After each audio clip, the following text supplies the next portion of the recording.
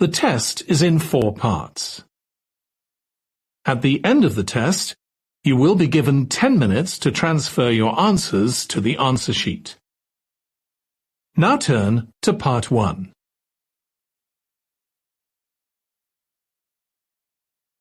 Part 1. You will hear a woman inquiring about a job vacancy. First, you have some time to look at questions 1 to 4.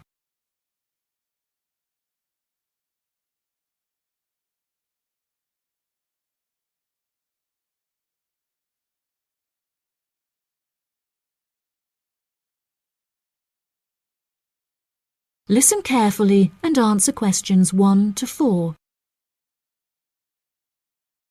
Hi there. Welcome to the Job Centre. How can I help? Good morning. I'm here to inquire as to whether you have any jobs available at the moment. Yes, we have several available. What kind of job is it that you're looking for? Well, I'll take any part-time jobs I can get. I'm really strapped for cash at the moment. OK. Bear with me while I have a browse on our system. Here we are. We have 3 vacancies at the moment, all involving quite different roles. That sounds promising. What are they? The first one is for a post as a receptionist. It says here that experience in reception or general administration is preferred, but not essential. Have you worked on a reception desk previously? No, I haven't. I had a baby quite young, and so I have very little work experience. Could you tell me a few more details? Yes, of course. The job will be to mainly provide quality customer service, both over the phone and in person. When customers are waiting, you will be expected to provide them with refreshments and ensure they have a first-rate experience. I think I could manage that, and I'm a very friendly person. That's great. Do you have any information about the hours involved? It says here that you will be expected to work several early mornings, 4 days a week. Any other requirements? Yeah, you'll have to go through a couple of weeks of unpaid training before qualifying for the post. I don't know if I would be able to fully commit to that. Did you say it's 4 days per week? Yeah, it says here 4 days a week, with another day off per week when requested in advance. It also explicitly states that at least one of your working days must fall on a weekend. I'll have to think about that and talk to my babysitter. Before you hear the rest of the conversation, you have some time to look at questions 5 to 10.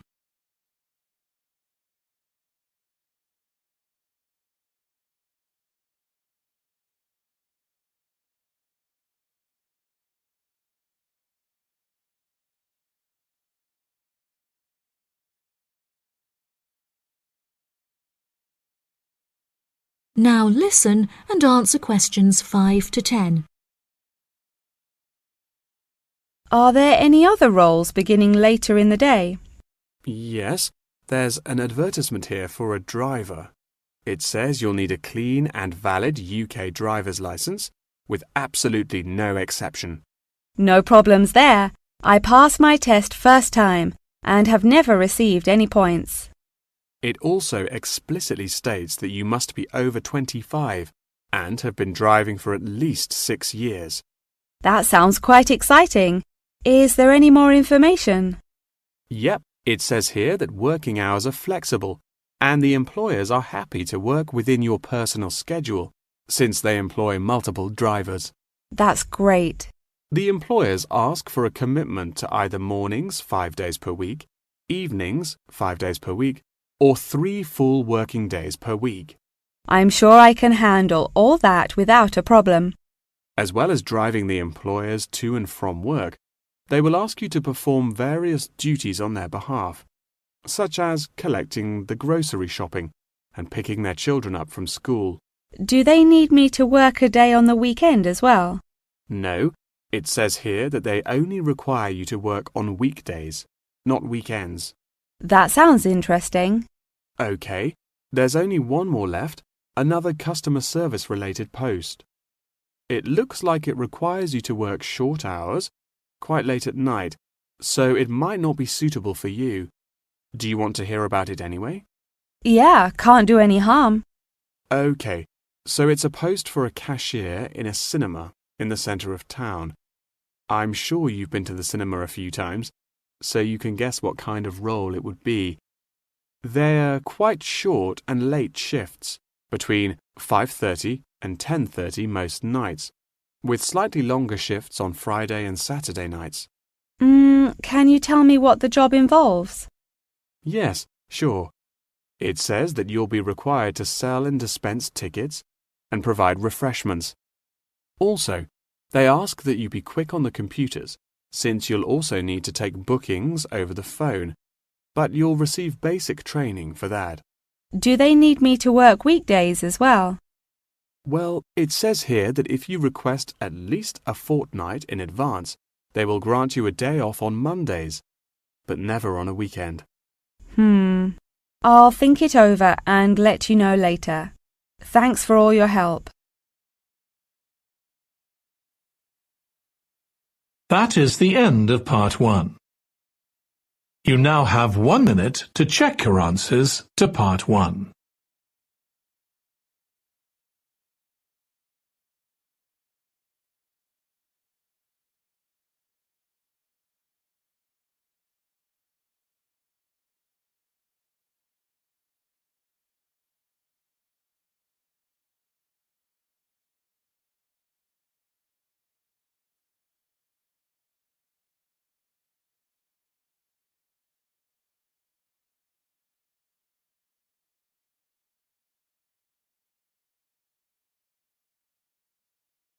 Part 2.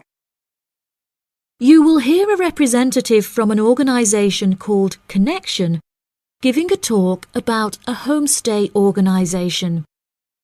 First, you have some time to look at questions 11 to 14.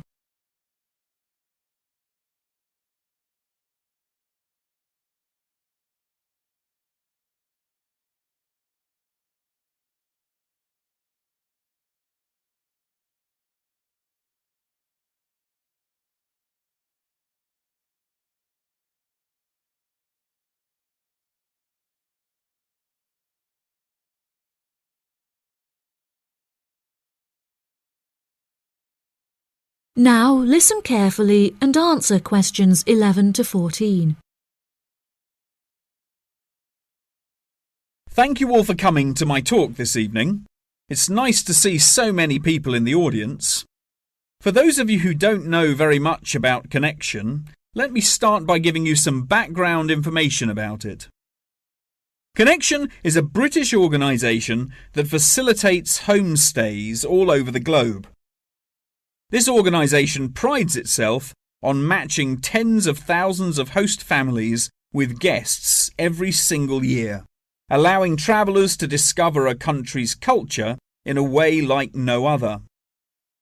Homestays are ideal for both travellers and homeowners, enabling intercultural exchanges and the development of lifelong friendships while providing travellers with often discounted accommodation costs and host families with a steady income from the comfort of their own homes.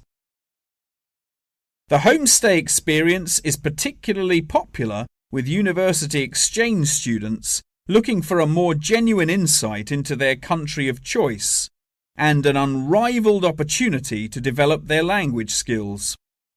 The homestay experience is truly unique and once in a lifetime, and one that you will likely remember for the rest of your lives. It is important to note, however, that some people will find it difficult to adapt to the new country, with many enduring what is known as culture shock. Connection's advice for those suffering from culture shock is to go out and make as many friends as possible, no matter how difficult you may find it. Friends are guaranteed to help you feel more integrated as part of the local society and show you some great places to hang out. At first, it might seem extremely challenging to overcome the language barrier between you and your host family. However, you will find that you quickly overcome this and develop a very close and almost familial relationship. Many of our travellers have suggested that they have found discussing their hobbies and other interests with their host families is the best way to overcome any barriers, since you are more likely to find something you share in common. For example, you might find that you are both passionate about football and end up playing in the local field every week. One of our guests undertaking a homestay in a rural area of the UK told us that she and her host now take a Tai Chi class together upon a hilltop at sunrise, calling the experience absolutely breathtaking. After the first few weeks, you will find your understanding of the people around you and their culture deepens by leaps and bounds, and you will soon become one of the locals. Our hosts in over 140 countries turn a location into a culture, time into experience, and strangers into friends. Before you hear the rest of the talk, you have some time to look at questions 15 to 20.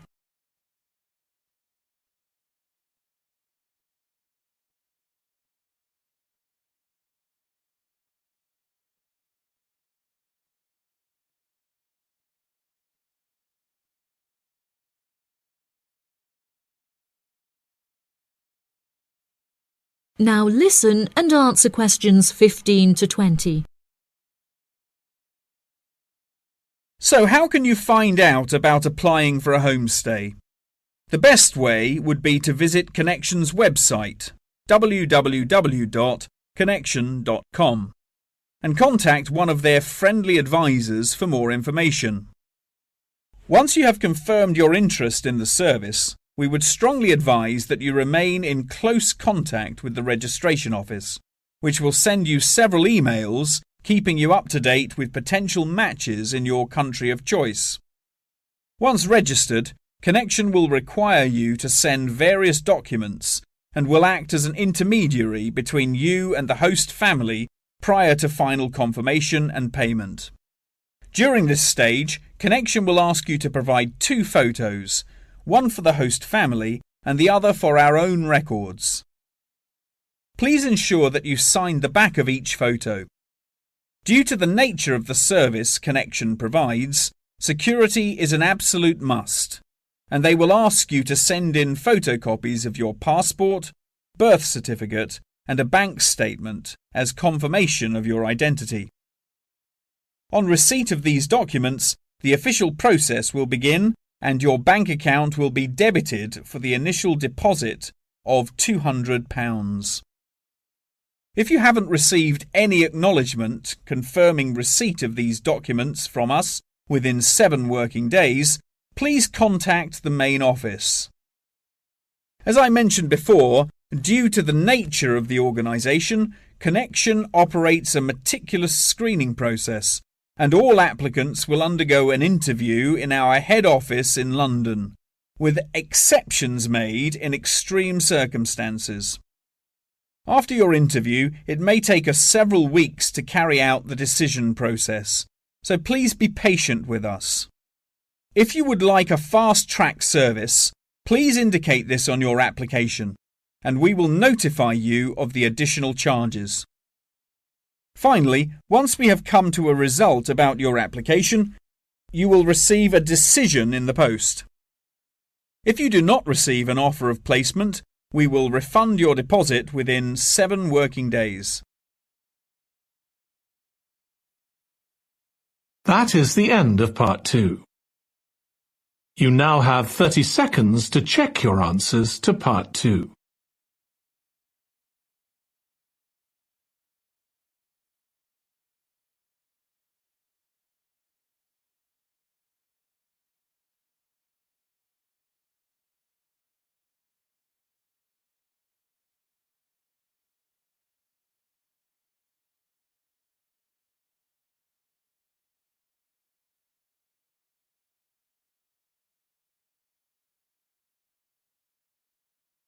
Part 3. You will hear a conversation between 2 students and their professor discussing an essay. First, you have some time to look at questions 21 to 26.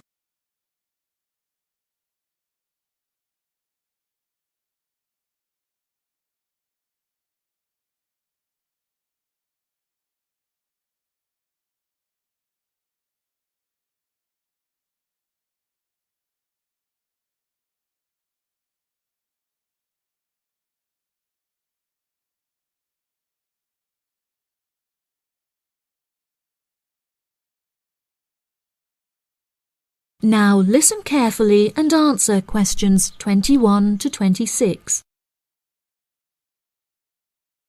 For next week, I'd like you to undertake a piece of research in preparation for writing your final essay. In order to gain top marks, you must include a range of primary, secondary, and tertiary sources. Are there any questions? Yes, Professor, I have a question. We haven't yet covered how to undertake this sort of research in much depth, and I'm a little unsure of what you want us to do. In telling us to include primary sources, do you mean you want us to design and distribute a questionnaire, analysing the results? You could design a questionnaire, but you'll soon find that distributing a questionnaire on such a large scale is somewhat troublesome. We couldn't possibly expect you to do it effectively as an individual university student without the necessary resources. No, ideally, I would like you to form 1 or 2 focus groups and interview them. This will provide you with a more qualitative approach. If your strengths lie in mathematics, please by all means take a more quantitative approach, but this will be more strenuous and time-consuming and isn't entirely necessary for the purpose of this study. Professor, you haven't told us what our project is about. Do we get to choose our own topic based on the previous study? No, I'm afraid not. This will be a strictly Australian study. However, you can choose which angle you'd like to take, so long as it remains within the realm of anthropology. Does anyone have any questions specifically about the formation of the focus groups? I'd had several emails about this, and I'd like to address it now. My study is related to growing up in Australia and the question of nature versus nurture. I've gathered more than 200 school children who would be happy to participate in a focus group. Do you think we'll need to include that many participants in a focus group? Blimey, Douglas, well done for finding that many willing children, but you definitely don't need that many for the study you're going to undertake. I'd say you need no more than 5 children per group, and no more than 3 groups, so 15 children altogether. You definitely need to control the group size in order to generate a meaningful dialogue. OK, if it's useful, I'll try and do it. I appreciate your enthusiasm for the project, but there are plenty of different ways to gather data, and I'm sure that if you look hard enough, you'll find someone who has conducted almost the exact same research in the past. My advice for you is don't be too ambitious and try to include as much information about various people or sectors. For those who haven't ever collected original data before, what do you suggest we do? I would suggest that you read accounts from other people who have undertaken such research to see what advice they can give. I would also encourage you to read Chapter 8 in the course textbook, which should give you a good introduction to collecting data. Moreover, you should try to practice using the data table provided in your course handbook. By now, you should have read at least 6 or 7 books giving quite detailed instruction on how to go about collecting data. Professor, I don't know about everyone else, but I'm having trouble reading the books. I had a really big assignment for another course, and I've been spending all my time on that. Jane, have you read all the books the professor mentioned? Well, my trouble is getting hold of the books. I've been to the library several times, but all the books are out. Sounds like you should have started borrowing books a bit earlier. Yes, I should have. But I got several ones from my friend a couple of days ago.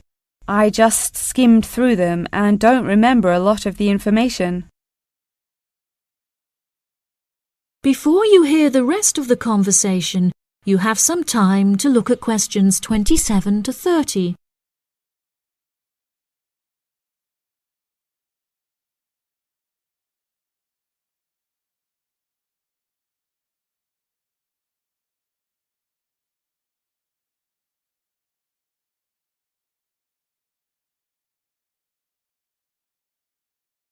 Now listen and answer questions 27 to 30.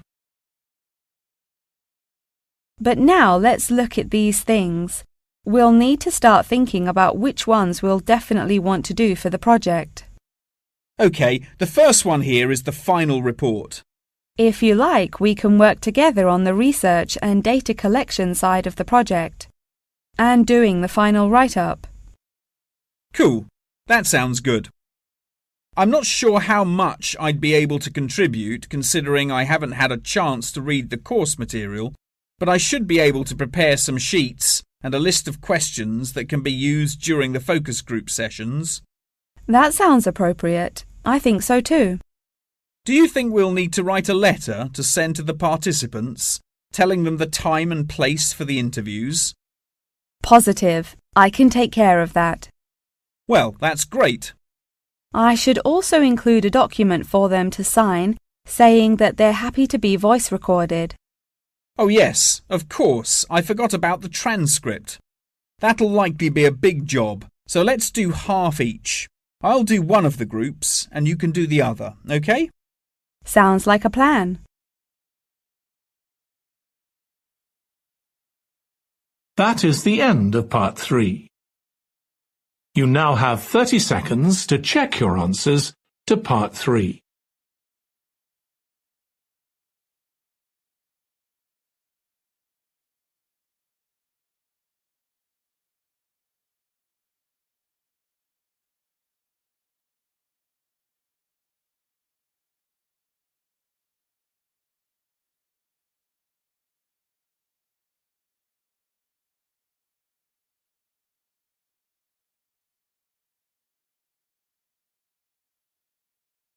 Part 4. You will hear a talk on the research of the graphical symbol. First, you have some time to look at questions 31 to 40.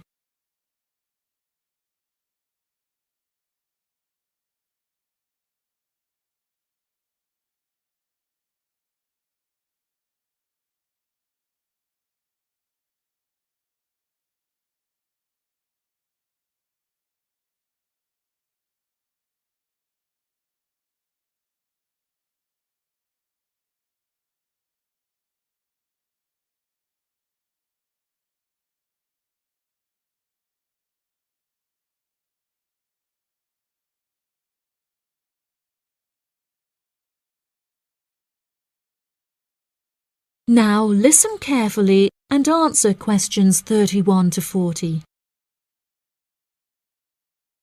Good morning, everyone. Today I'm going to talk about the graphical symbol. A graphic symbol is a written symbol that is used to represent speech, such as those used in the Greek alphabet. The term graphic symbol encompasses anything from the logographs used in Egyptian hieroglyphic writing to ancient Chinese pictograms. Early symbols were based on pictographs and ideograms before they were developed into logographic writing systems. These systems are still in use in some non-literate cultures in Africa, the Americas, and Oceania. Indeed, elements of pictography are still found in modern Chinese characters, and it is often an interesting exercise to trace the origins of some Chinese characters. Pictographs remain in common commercial use today as signs, instructions, or statistical diagrams. Road signs and public toilet signs, and even flat pack assembly instructions utilizing pictures are considered pictographic. Ancient graphic writing systems provide researchers with a wealth of knowledge about past civilizations. In 1799, one of the most important historical discoveries was made by accident when members of Napoleon's expedition to Egypt found a stone in Rosetta that exhibited 3 different scripts. The stone, now known as the Rosetta Stone, was studied in significant depth by scholars and was first deciphered by Frenchman Jean-François Champollion in 1822. He was able to correctly determine the phonetic values of the symbols, and later research has confirmed his findings. In many of these symbols, lines are used to portray a multitude of meanings, and knowledge and understanding of these lines holds the key to comprehension of graphic writing systems. A key moment in the history of communication was the invention of the camera obscura, or camera. Although the concept can be traced back to the 5th century BC Chinese philosopher Mo Ti, the first photographic image was ultimately created in 1826 by Joseph Nicéphore Nicéph. Photography, as it was later known, enables researchers to piece together and better understand history. Today, photography forms a huge part of everyday life, and most publications contain a vast number of photographs. Photography is used in advertising and is now becoming a way to increase awareness of existing world issues. For example, animal welfare charities are increasingly using photography to advertise animals that are at high risk of endangerment. Charity workers are sometimes flown to far-flung locations to document the suffering endured by high-risk animals in an attempt to raise human awareness of their consumption activities and how they impact others. One recent high-profile campaign was undertaken by attaching a camera to the foot of a bird in order to obtain photographs of the animals in their natural habitats and understand how often they come into contact with human waste. A soon-to-be-released documentary about the suffering of animals on Midway Island shows the full extent to which human consumption is harming animals thousands of miles away from us.